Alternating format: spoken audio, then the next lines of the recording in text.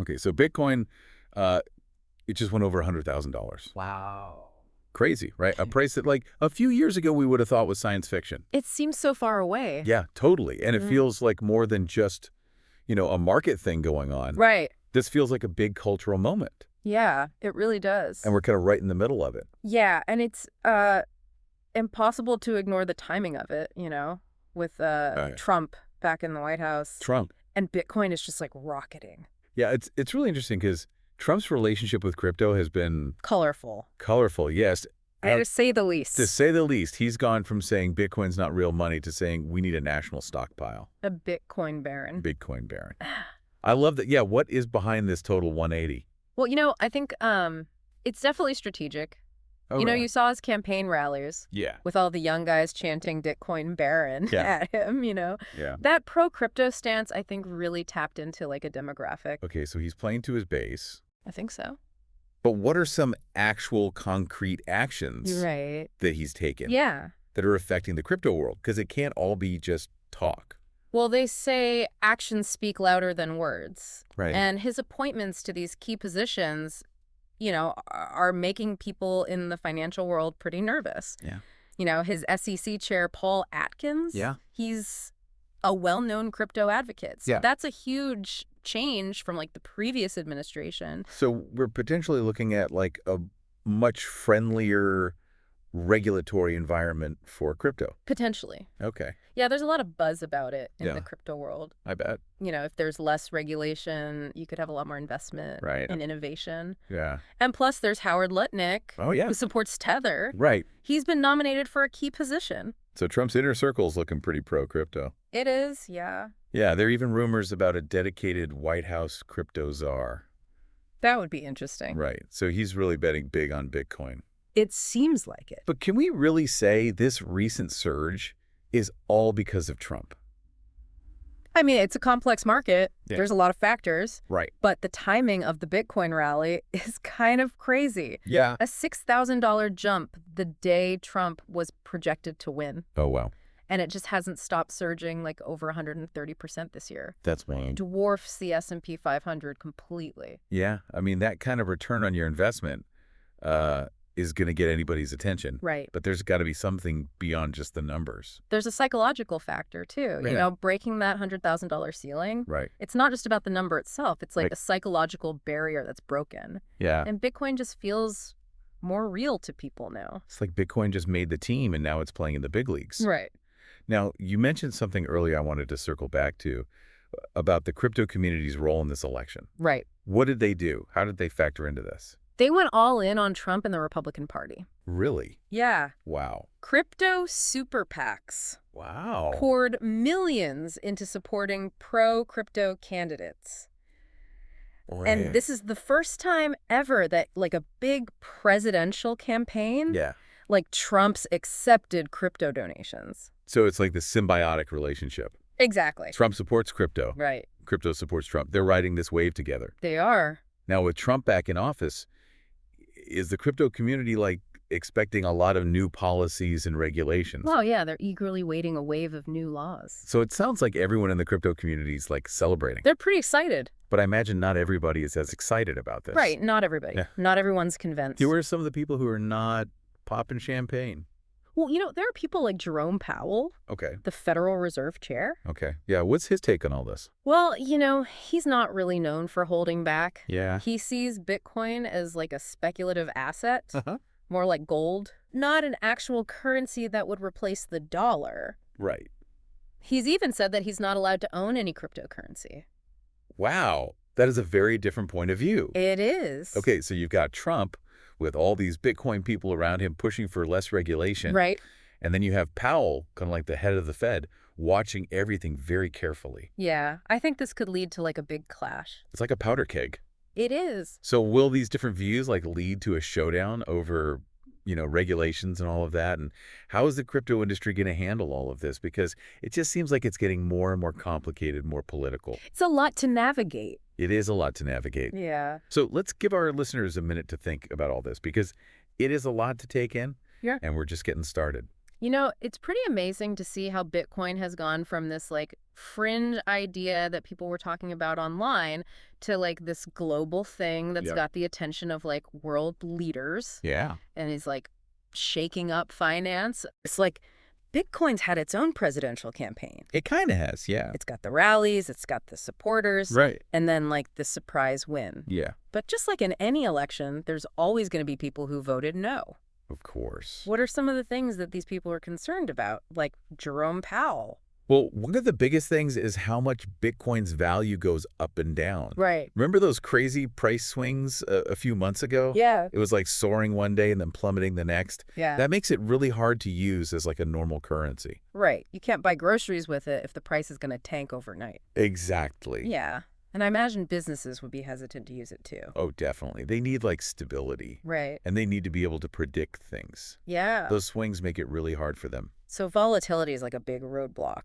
It is. Okay. So what else are people worried about? Well, another big one is the lack of regulation. Okay. The crypto world's kind of like the Wild West right now. Right. It's outside of the normal rules of the financial system, which means there's a chance for all kinds of shady stuff, Okay. like fraud, money laundering, even funding terrorism. That's the dark side of this whole thing. It is, and this lack of oversight makes the traditional financial people really nervous. Oh, I bet. They're used to a lot of rules and accountability. Yeah. Crypto feels like a recipe for disaster to them. So it's like a clash of ideologies. Totally. You've got the crypto people who want freedom and no control, Right. and then the finance people who want stability and rules. Right. It's like two different worlds. Yeah. So finding that balance is going to be tricky. It's going to be a challenge for Okay. So let's zoom out for a second. Okay. What about the average person listening to this? Right.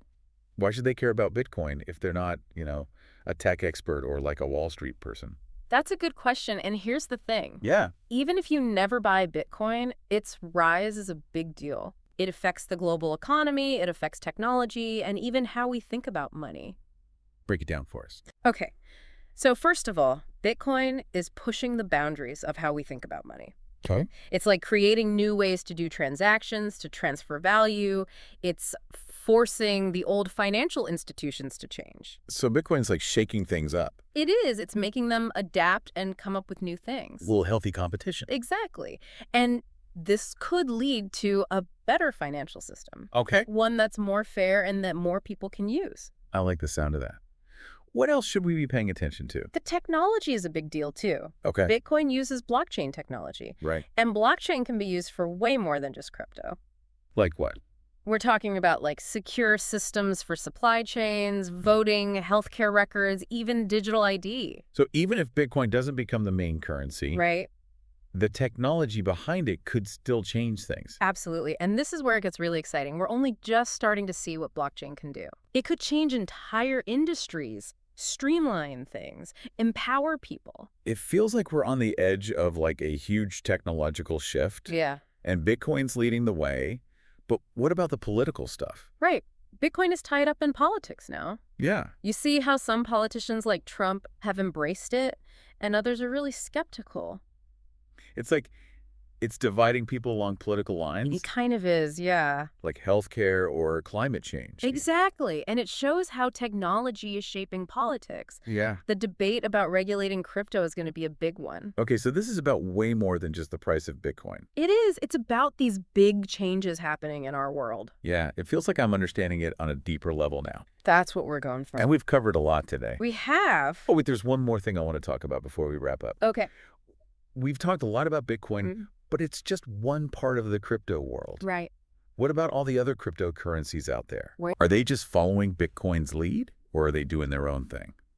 That's a great question. Bitcoin's like the king of the crypto world, Yeah. but there are like thousands of other cryptocurrencies Really? out there. Wow. Yeah. They all have their own features and potential uses and like different technology. Okay. Some of them are trying to improve upon Bitcoin. Okay. Some of them are focused on like privacy or like supply chain management. Mm-hmm. And some of them are even like coming up with totally new ideas Wow. about digital assets. So Bitcoin is just like the beginning. Right. There's this whole universe of crypto, There is. and it's like all this new innovation and experimentation. Yeah, it's like we're seeing a new digital economy being born. It feels like that. Yeah. So how do we even start to like understand all of this? Well, it can be a lot, Yeah. but that's also what makes it so exciting. Okay. I think if you're curious about crypto, you should do your own research. Okay. Don't just listen to one person. Yeah. Look at different projects and think critically, Right? about the good and bad of each one. Think for yourself. Yeah, the crypto world is still so new Yeah. and it's changing so fast. Right. What's amazing today could be old news tomorrow. So we need to broaden our horizons. Yeah. We can't just understand Bitcoin. We need to understand the whole ecosystem. Exactly. It's like trying to understand the internet by just looking at one website. Yeah. There's a lot more out there. Right. And the more you learn, the more you realize how much you don't know. Right. Yeah. It's kind of crazy, but that's what makes it so fun. It is fun. You're constantly learning and exploring, Yeah. and the possibilities are huge. Yeah. We could create a fairer financial system, Yeah. revolutionize technology, empower people. It's exciting. It is, but we also need to remember that there's a lot of responsibility that comes with it. Right. We need to be smart about this. Yeah. Think critically and be ethical. It's like we're explorers going into a new land. Yeah, There are good things and bad things. for sure. And the choices we make now will determine the future. Exactly. The future of crypto is not set in stone. Right. It's being shaped right now by all of us. Yeah. Developers, entrepreneurs, policymakers, everyday people. It's collaborative. Yes. The decisions we make, the things we support, the conversations we have, all of that matters. Yeah, it all adds up. So is this Bitcoin surge just like a temporary thing, or is it the start of like a huge change in the global economy? Mhm. Is crypto a good thing, or is it a bubble that's going to burst? Those are the big questions. Yeah. And only time will tell. Right. But we do know that technology, finance, and politics are all coming together in a way that's changing everything. Yeah. So we need to stay informed, be flexible, question everything, and keep learning. Yeah, the future's being written right now, and we're all part of it. We are. That's a really powerful thought, and it really sums up what this show is all about. Yeah. We're not here to give you all the answers. We're here to explore things, challenge ideas, and give you the information you need to figure things out for yourself. Exactly. We just scratched the surface today. There's Yeah. so much more out there to learn. So keep learning, keep asking questions, and most importantly, never stop being curious. Well said. This was an awesome conversation. It really helped me understand Bitcoin and crypto and what it all means for the future. I'm glad to hear that. Thanks for joining us on this deep dive into the world of Bitcoin, crypto, and the future of finance. Until next time, stay curious.